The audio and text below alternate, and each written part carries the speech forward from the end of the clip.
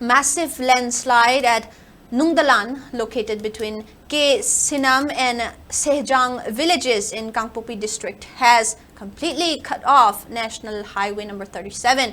Several goods-laden trucks are reportedly stranded near None police checkpost. The landslide, triggered by ongoing hill cutting for road widening into a double lane, occurred amidst heavy rainfall since November 21. The affected road section has been rendered impassable, causing significant disruptions in movement of goods and travelers.